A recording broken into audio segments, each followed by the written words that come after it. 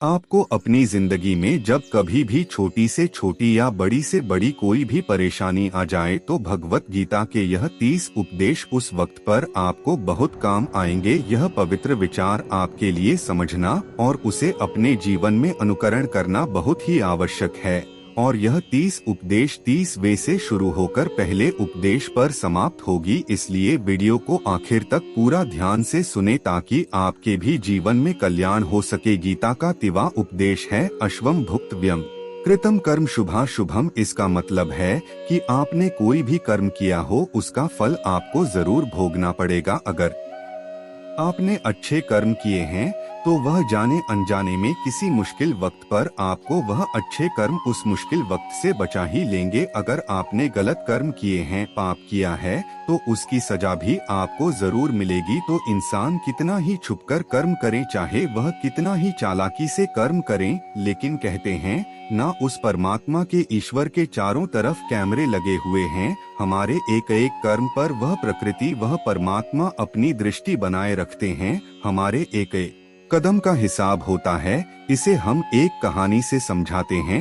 एक गांव में दो मित्र रहते थे। उन दोनों ने विचार किया, इस गांव में हम धन नहीं कमा पा रहे हैं। वह दोनों धन कमाने के लिए शहर चले गए। कुछ वर्ष वहां रहकर उन्होंने काफी धन कमाया। फिर सोचा कि अब हम अपने घर वापस चलते हैं और हमने अच्छा खासा धन कमा लिया है। उस समय पर यातायात की इतनी सुविधाएं नहीं होती थी। वह अपने बैलों पर ही यात्रा कर रहे थे। चलते चलते मार्ग में रात हो गए तो उन्होंने विचार किया कि आज रात हम यहीं विश्राम करते। एक मित्र ने कहा कि मैं यहाँ पर रहकर धन की रक्षा करता हूँ, तुम बाजार जाकर भोजन की व्यवस्था कर लो। जब वह मित्र बाजार गया तो उसके मन में पाप आ गया। उसने सोचा कि इतना पैसा हमने कमा लिया है, अगर मैं इसको यही जंगल में मार दूं तो सारा पैसा मेरा हो जाएगा, नहीं तो मुझे इसका आधा धन इसको देना पड़ेगा। मन में यह खोट आने पर उसने अपने मित्र के खाने में जहर मिला दिया और जब वह खाना लेकर के अपने मित्र के पास गया, उसका मित्र वह जहर वाला खाना खाकर वहीं पर उसकी मृत्यु हो गई। वह व्यक्ति सारा धन लेकर के अपने घर वापस आ गया। फिर उसके घर में पुत्र ने जन्म लिया।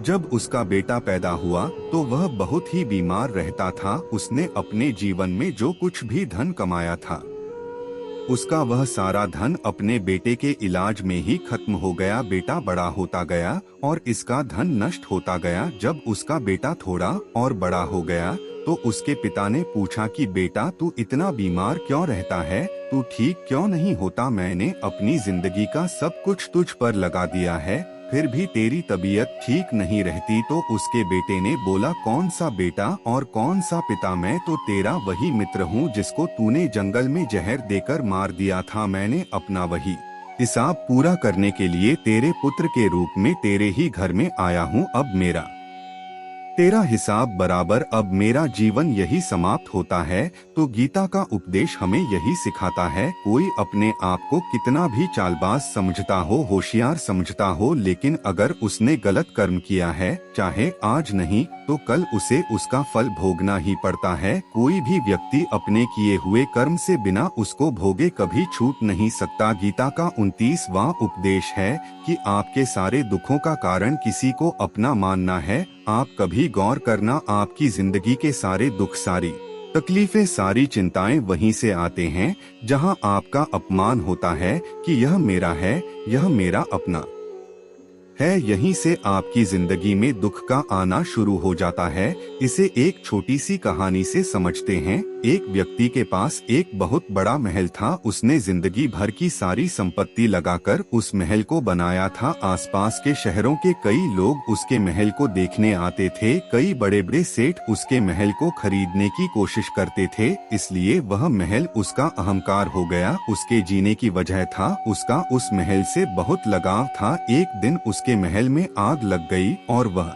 कहीं बाजार गया हुआ था। जब वह घर लौटकर आया तो उसने देखा कि उसका महल तो आग में जल रहा है। अपने घर को आग में जलता हुआ देखकर उसे इतना दुख हुआ। उसने कहा, अगर यह महल नहीं रहेगा तो मैं भी जिंदा नहीं रहूंगा। अगर मेरा महल ही जलकर राख हो जाएगा तो मैं जीकर क्या करूंगा? वह भी उसी आग में छलांग लगाने की कोशिश करने लगा। तो किसी दूसरे व्यक्ति ने उसे रोक लिया और कहा कि भाई, यह जो तुम्हारा महल है, इस महल को तुम्हारे कल बेटे ने किसी और को बेच आया है। जब उसे पता चला कि यह महल अब मेरा नहीं किसी और का हो चुका है, तो उसकी सारी चिंता खत्म हो गई जैसे, और लोग उस जलते हुए महल को देखकर तमाशा देख रहे थे, वैसे यह भी खड़ा हो गया। इतने ही देर में उसका बेटा आया। वह अपने बेटे को देखकर बहुत खुश हुआ, उसे आशीर्वाद देने लगा कि तेरे जैसा बेटा तो बहुत भाग्य वाले माता पिता को मिलता है। तुमने तो मेरी जिंदगी बचा ही ली। आज इस घर में आग लग रही थी और तूने कल ही इसका सौदा कर दिया। वह अपने पिताजी से कहने लगा कि पिताजी, इस महल के सौदे के लिए बात तो करने गया था, पर सौदा कभी पक्का हुआ ही नहीं है। जब उसके पिता ने यह सुना कि अभी इस महल का सौदा हुआ ही नहीं है, तो वह दोबारा से फूट फूट कर रोने लगा और अपनी छाती पीटने लगा। महल वही है, इंसान वही है, लेकिन जब महल मेरा है तब वह दुख भी देता है, खुशी भी देता है, लेकिन जब वह मेरा नहीं है, उससे मेरा कोई रिश्ता नहीं है, तो सारे दुख हो खत्म हो जाते हैं। ऐसे ही जिंदगी में जब किसी जगह किसी इंसान को, किसी रिश्ते को, किसी काम को हम अपना मान लेते हैं, मेरा मान लेते हैं, वह वहीं से सारे दुखों की शुरुआत होती है, वहीं से हर तकलीफ की शुरुआत होती है। तो श्रीमद् भगवत गीता का यह 29वां उपदेश यही कहता है कि आप जैसे ही किसी को अपनी जिंदगी जीने की वजह मान लेते हो, इसके बिना तो मैं जी ही नहीं सकता, तो फिर वह चीज, वह इंसान, वह काम आपको बहुत दुख देता है। दोस्तों, इससे पहले कि हम 28वें उपदेश पर जाएं, आपसे विनती है कि अगर आप इस वीडियो से कुछ भी सीख रहे हैं तो इस वीडियो को एक लाइक कर दीजिए और इस चैनल को सब्सक्राइब कर लीजिए। तो फिर चलिए आगे बढ़ते हैं। गीता का 28वां उपदेश है कि आज मैं ज्यो हल की चिंता करना छोड़ दो। जो भी व्यक्ति अपनी बीते हुए कल या अपने आने वाले कल में खोया हुआ रहता है, वह जिंदगी में कभी खुश नहीं रह सकता। आपको जिंदगी में खुशी सिर्फ और सिर्फ तब मिल सकती है जब आप वर्तमान में जी सके, आज के आनंद को जी सके। बीते हुए कल और आने वाले कल का कोई वास्तविक अस्तित्व नहीं होता, वह सिर्फ आपकी बुद्धि और आपके विचारों में होता है। उसे सिर्फ आप अपने मन के अंदर और बुद्धि के अंदर जीते हैं। उसकी कोई वास्तविकता इतनी नहीं होती, उसे सिर्फ आप अपने मन के अंदर और बुद्धि के अंदर जीते हैं। लेकिन जिससे आप वास्तविकता में जीते हैं, वह आपका आज होता है, वह आपका चल रहा पल होता है। अगर आप अपने मन और बुद्धि को अपने भूतकाल और भविष्य काल में अटका कर रखेंगे, तो याद रखना आप कभी खुश नहीं रह पाएंगे। और अगर जिंदगी में खुश रहना चाहते हैं, तो आज में और इसी पल में जीना सीखे। गीता का 27वां उपदेश है कि जो आपके साथ अधर्म करे, पाप करे, गलत करे, उसे दंड जरूर देना चाहिए। अगर आप उसे सहते हैं तो वह आपके साथ और गलत करता रहेगा। अगर आप उसे सहते हैं तो उसके पाप में आप भी भागीदार हो जाएंगे। अर्जुन श्री कृष्ण से कहने लगे कि जिनसे मैं युद्ध करने जा रहा हूँ, यह सब मेरे भाई हैं, मेरे गुरुजन हैं। मैं इनके सामने कैसे हथियार उठाऊं, इनको कैसे मारूं? तो भगवान श्री कृष्ण ने अर्जुन से कहा कि जिन्हें तुम अपना मानते हो वह सभी अधर्मी है, वह पाप के पक्ष में खड़े हैं, और अगर तुम इनका वध नहीं करोगे, युद्ध नहीं करोगे, तो समाज में और भी पाप बढ़ जाएंगे। क्योंकि जब कोई ऐसे पापियों को नहीं रोकता है तो यह और भी ज्यादा पाप करते हैं। ऐसे ही जब आपके साथ कोई गलत करता है, आपको चोट पहुंचाता है, दुख पहुंचाता है, और वही आप चुपचाप रहते हो, तो उससे सामने वाले का मनोबल बढ़ जाता है। वह आपको कमजोर समझने लगता है और आपके साथ गलत करने का वह अपना हक समझने लगता है। लेकिन जब आप उसके गलत व्यवहार को, उसके अधर्म को रोक लेते हैं, उसका विरोध करते हैं, तब वह अपनी सीमा में रहना सीख जाता है। और यही कलयुग है। अगर इस जमाने में आपको खुश रहना है तो आपको अपनी रक्षा खुद ही करनी होगी। कोई आपके साथ गलत करे तो उसको कभी नहीं सहना चाहिए, बल्कि उसका सामना करना चाहिए। गीता का 26वां उपदेश है कि किसी से भी हद से ज्यादा मोह कभी नहीं करना चाहिए। जिससे भी आप सबसे ज्यादा मोह लगाओगे, देखना वह आपको अवश्य रुलाएगा। मोह की वजह से ही आप किसी के पीछे मरते रहते हैं। मोह की वजह से ही आपको कई बार अपमान भी सहना पड़ता है और कई लोगों को मोह की वजह से ही अपना अपमान दिखता भी नहीं है कि सामने वाला मेरी इज्जत तक नहीं कर रहा और मैं इसके पीछे मरा जा रहा हूँ। वह आपकी आंखों पर ऐसी पट्टी लगा देता है कि आपको सच और झूठ दिखाई ही नहीं देता। आपको किसी इंसान का चेहरा दिखाई नहीं देता। आप जो देखते हैं, जो सुनते हैं, उसी पर यकीन करने लगते हैं। फिर चाहे आपको कितना ही दर्द मिल रहा हो, अगर आप किसी इंसान को ठीक से समझना चाहते हैं, उसकी सच्चाई को जानना चाहते हैं, तो उसके लिए बहुत जरूरी है कि आप उसके मोह से जल्द बाहर आ जाएं। आपका मोह आपको दुख देता है। जिस दिन मोह खत्म, उस दिन आपको किसी भी रिश्ते से कोई दुख नहीं मिल सकता, क्योंकि आपको फिर कोई फर्क ही नहीं पड़ेगा। गीता का 25वां उपदेश यह है कि आप वह मत करो जो सभी करते हैं, बल्कि वह करो जो आपके लिए सही है। स्वधर्म निधन श्रेय भारत धर्मो भयावह। श्री कृष्ण ने अर्जुन से कहा कि एक जो ते कर्तव्य है, जो तेरे लिए सही है, जो तुझे करना चाहिए वह कर। तू कभी भी वह काम मत कर जो दुनिया कर रही। क्योंकि अर्जुन श्री कृष्ण से कहने लगा कि ऐसे भयंकर युद्ध में पड़ने से अच्छा है कि मैं सन्यासी बन जाऊं। तो श्री कृष्ण ने अर्जुन से कहा कि सन्यासी बनना तेरा कर्म नहीं है, तेरा धर्म नहीं है। क्षत्रिय है तू कर्म, और तेरा धर्म यही है कि तू अधर्म का नाश कर, धर्म की रक्षा कर। ऐसे ही हर इंसान का एक अलग कर्तव्य होता है, एक अलग ही मार्ग होता है। तो कभी भी उस मार्ग पर मत जाना जहां सारी भीड़ जा रही हो। कभी भी वह काम मत करो जो दुनिया करती है कि आजकल का यह ट्रेंड हो गया है, यह फैशन हो गया है, सब करते हैं इसीलिए हम भी कर रहे हैं। सारी भीड़ यही काम कर रही है इसलिए हम भी कर रहे हैं। अगर आप वह करोगे जो भीड़ कर रही है तो आप भी उसी भीड़ में कहीं खो जाओगे। लेकिन वही अगर आप वह करोगे जो आपके लिए सही है, जो आपकी प्रतिभा है, तो दुनिया की सारी भीड़ में भी आप सबसे अलग नजर आओगे। गीता का 24वां उपदेश है कि जिंदगी में धोखा अपने ही देते हैं, क्योंकि उनको आपकी कमजोरियों का पता होता है। बाहर वाला आपको धोखा नहीं दे सकता, क्योंकि उसको आपके बारे में पता ही नहीं है कि आपको चोट कहाँ पहुँचा है।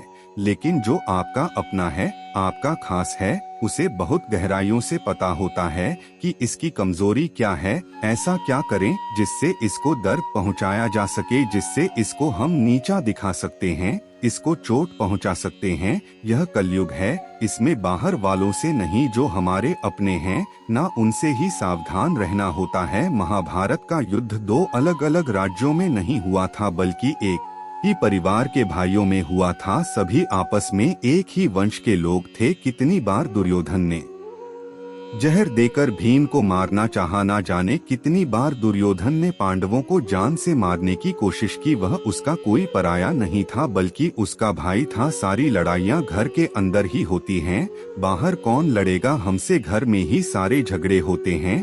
तो आपको चोट सिर्फ वही लोग पहुंचा सकते हैं जो आपके अपने हैं। आपको धोखा सिर्फ वही लोग दे सकते हैं जो आपके अपने हैं। गीता का 23वां उपदेश है, जो इंसान अपनी रक्षा खुद नहीं कर सकता, उसकी रक्षा भगवान भी नहीं कर सकते। श्री कृष्ण अर्जुन से कहते हैं कि तस्मा सर्वेश कालेश मामनु स्मरयुद्ध धच, यानी कि हे अर्जुन, तू हर काल में मेरा स्मरण करते रहना और युद्ध भी करते रहना। तो अर्जुन ने श्री कृष्ण से पूछा कि यह युद्ध तो कुछ ही दिनों में समाप्त हो जाएगा, लेकिन आप कह रहे हैं कि तू हमेशा मेरा स्मरण करते रहना और युद्ध करते रहना। हमेशा युद्ध करने का क्या मतलब है? तो श्री कृष्ण ने अर्जुन से कहा कि यह जिंदगी ही रणभूमि है, इस जीवन में सुख दुख आते ही रहेंगे और तुझे उनका डट के मुकाबला करना है। श्री कृष्ण ने यह नहीं कहा कि तू चुप करके बैठ जाना और मैं लड़ाई करूंगा। बहुत गहराई है गीता के ज्ञान में।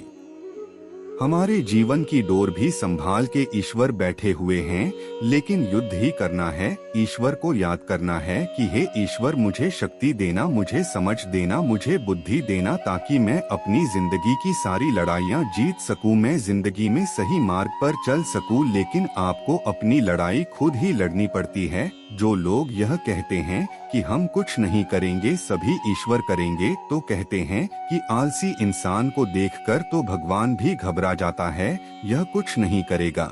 भगवान ने बुद्धि दी है, समझ दी है, ईश्वर आपको प्रेरणा देते हैं, शक्ति देते हैं, लेकिन आपको अपनी रक्षा स्वयं ही करनी पड़ेगी। गीता का 22वां उपदेश है कि कोई भी ऐसी गंदी आदत खुद को मत लगने देना जो आपकी जिंदगी को बर्बाद कर दे। कहीं ना कहीं महाभारत का यह युद्ध एक जुआ की आदत की वजह से ही शुरू हुआ था। सारा खेल वहीं से शुरू हुआ था, एक ऐसी जुआ की लत जहां युधिष्ठिर ने अपने भाइयों को दांव पर लगा दिया, अपनी पत्नी को दांव पर लगा दिया, ऐसा जितने का नशा की अपना सब कुछ गंवा दिया। ऐसे ही हम भी अपनी जिंदगी में जब कोई ऐसी गंदी आदत लगा देते हैं, चाहे वह कोई भी हो, चाहे वह नशे की हो, मोबाइल की हो, किसी इंसान की हो, कोई गलत काम करने की हो, कोई भी गलत आदत जो आपको बर्बाद कर सकती है, अगर आप उसको नहीं छोड़ेंगे तो आपका सब कुछ खत्म हो जाएगा। इससे पहले कि आपकी आदत आपको खत्म कर दे, आप अपनी गलत आदतों को खत्म कर दीजिए। गीता का 21वां उपदेश यह है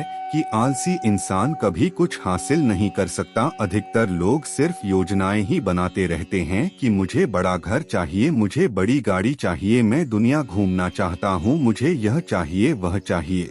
यह हर कोई सोच लेता है, लेकिन उस पर मेहनत करना, अपना कर्म करना वह नहीं करते, क्योंकि चाहना तो बहुत आसान है, लेकिन उसके लिए कर्म करते रहना वह बहुत मुश्किल है। हर कोई चाहता है कि मेरा शरीर फिट हो, लेकिन उसके लिए एक्सरसाइज करना वह आपको ही करना होगा। जो इंसान आलसी बनकर बैठा रहता है तो उसे ना ही अच्छा शरीर मिलता है और ना ही अच्छा जीवन मिलता है। तो अगर जिंदगी में कुछ पाना चाहते हो तो आलस्य को अपनी जिंदगी से दूर कर देना। आलस्य के चलते ही आपको कुछ मिलने वाला तो नहीं, लेकिन जो आपके पास है ना वह भी गवा दोगे। गीता का 20वां उपदेश यह है कि जिंदगी में अगर खुशी चाहते हो तो मन की गुलामी को त्याग कर दो। कई लोग कहते हैं कि हम करना तो बहुत कुछ चाहते हैं, लेकिन कुछ कर ही नहीं पाते। पता भी सब कुछ है कि क्या करने से हमारी जिंदगी बह हो सकती है, क्या चीज है जो हमको नुकसान पहुंचा रही है, लेकिन फिर भी कुछ कर नहीं पाते। समझते सब कुछ है, लेकिन समझकर भी चाहकर भी कुछ कर ही नहीं पाते। वह इसलिए होता है क्योंकि आप अपने मन के गुलाम बन चुके हो। लोग तो अपनी जीभ का भी स्वाद तक नहीं छोड़ पाते, फिर कहते हैं कि हम पतले नहीं हो पाते, फिट नहीं हो पाते, सक्सेस नहीं मिल रही है, क्योंकि जो आपको करना चाहिए आप वो करते नहीं है। आपका मन सब कुछ समझकर भी आपको वह करने ही नहीं देता। इसलिए जिंदगी में अगर आगे बढ़ना है तो अपने मन के अनुसार चलना छोड़ दो। जो आपके यह सही है वही आपको करना चाहिए। गीता का 19वां उपदेश यह है कि जो आपका है वह आपको मिलक ही रहेगा, और जो नहीं मिला है उसके लिए रोना छोड़ दो। आप जिसके लिए जितना रोगे वह चीज आपसे उतना ही दूर चली जाएगी, और जो चीज आपकी सच में है वह कहीं ना कहीं से आपके पास जरूर पहुंच जाएगी। इसलिए जो आपको जिंदगी में हासिल नहीं हो रहा है, हासिल नहीं हुआ है, उसका पछतावा करना, उसके लिए रोना आपको बिल्कुल बंद कर देना।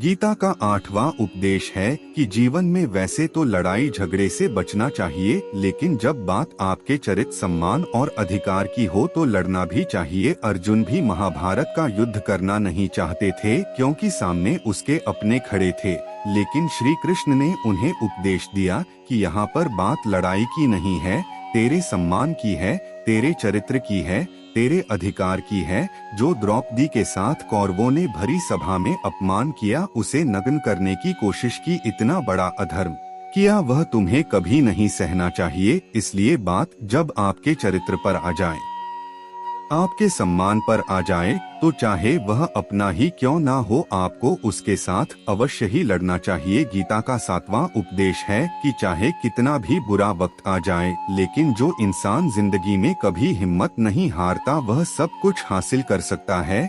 जब पांडव लोग जुए में सब कुछ हार गए, उनको 12 साल के लिए वनवास मिला और एक साल के लिए अज्ञातवास। वह भिक्षा मांग के अपनी जिंदगी को पालते थे, भयानक जानवरों के बीच जंगलों में भटकते रहते थे, लेकिन इतना मुश्किल वक्त झेलने के बाद भी आखिर में विजय उन्हीं की हुई, क्योंकि उन्होंने अपने अंदर कभी हिम्मत नहीं खोई। ऐसे ही आपकी जिंदगी में कितना ही मुश्किल वक्त क्यों ना आ जाए, लेकिन आपके अंदर अगर हिम्मत है तो जीत आपकी अवश्य होगी। गीता का 6वां उपदेश है कि जो किसी और का है उस पर कभी अधिकार अपना नहीं जमाना चाहिए, कभी कब्जा नहीं करना चाहिए। जब शकुनी ने षड्यंत्र करके पांडवों को हस्तिनापुर से अलग करवा दिया, एक राज्य दे दिया जहाँ की भूमि भी बंजर थी, जहाँ और कुछ नहीं हो सकता था, लेकिन पांडवों ने उस शहर को इतना सुंदर बना दिया, इतना वैभवशाली बना दिया कि हस्तिनापुर भी उसके आगे फीका लगने लगा।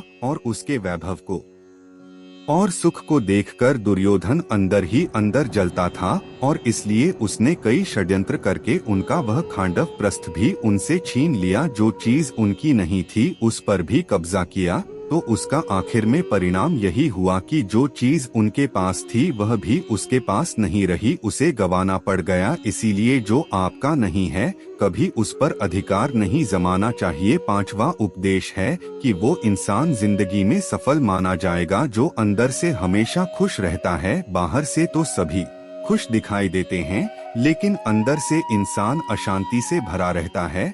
बहुत पैसा कमा लिया, कामयाबी हासिल कर ली, लेकिन वह कामयाबी असली नहीं। असली कामयाबी तब मानी जाएगी जब आपका मन खुश रहता हो। गीता का 4वां उद्देश्य यह है कि आप जैसा अन्न खाओगे वैसा ही आपका मन और आपकी बुद्धि होगी। अब वैसा ही कर्म करोगे और वैसा ही आचरण करोगे। सात्विक अन्न खाओगे तो आपका मन भी सात्विक होगा, सात्विक व्यवहार भी करोगे, सोच भी आपकी अच्छी होगी। श्री कृष्ण ने भागवत गीता में सात्विक, राजसी और तामसी इन तीनों आहार का विस्तार से वर्णन किया है कि क्या खाना चाहिए क्या नहीं खाना चाहिए, पर इसका निचोड़ यही है कि जो मनुष्य सात्विकता से भोजन करता है उसे जीवन में सुख और शांति अवश्य मिलते हैं। गीता का 3रा उपदेश है कि बुरा इंसान कभी अपनी बुराई नहीं छोड़ेगा, चाहे आप उसके साथ कितना भी अच्छा चलो वह आपको तकलीफें अवश्य ही देगा। इसलिए जो जैसा है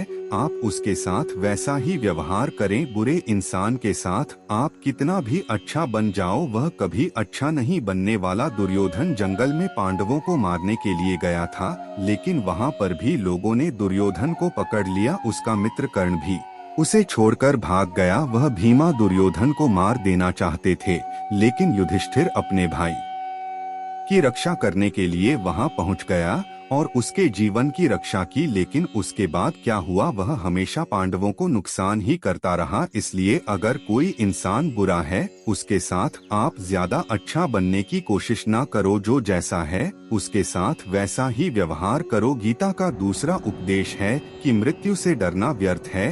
हर व्यक्ति के मन में मृत्यु का भय होता है। इस संसार का जब से निर्माण हुआ है तब से जन्म मृत्यु का चक्र चला आ रहा है। यह प्रकृति का नियम है। इस सत्य को स्वीकार करके भय मुक्त होकर आज में जीना चाहिए। किसी को भी आने वाले पल के बारे में कुछ नहीं पता होता, लेकिन इस संशय में भयभीत रहने से जीवन नहीं दिया जा सकता। गीता का पहला उपदेश है कि जो इंसान अपने कर्मों को समय पर खत्म नहीं करता, समय की कदर नहीं करता, उसकी जिंदगी का सारा समय व्यर्थ ही समाप्त हो जाता है, क्योंकि समय ही आपका जीवन है। अगर आप अपने समय को व्यर्थ में नष्ट करते रहेंगे और उसे गवाह देंगे तो आपको जीवन में कुछ भी हासिल नहीं होगा। अगर कुछ जिंदगी में पाना चाहते हैं तो समय की कदर अवश्य करना सीखो। जो भी व्यक्ति गीता के इन 30 उपदेशों को रोज सुनेगा, समझेगा तो जिंदगी की कितनी भी मुश्किल से मुश्किल घड़ी क्यों ना आ जाए, उसे ऐसे मुश्किल वक्त में भी रास्ता अवश्य मिलेगा। दोस्तों, अगर आपने इस वीडियो से कुछ भी सीखा हो तो इस वीडियो को एक लाइक कर दीजिए और कमेंट में जय श्री राधे कृष्णा अवश्य लिखिए। और इस चैनल पर नए हैं तो चैनल को सब्सक्राइब करके नोटिफिकेशन बेल आइकन को ऑल पर सेलेक्ट कर लीजिए। धन्यवाद। जय श्री कृष्णा।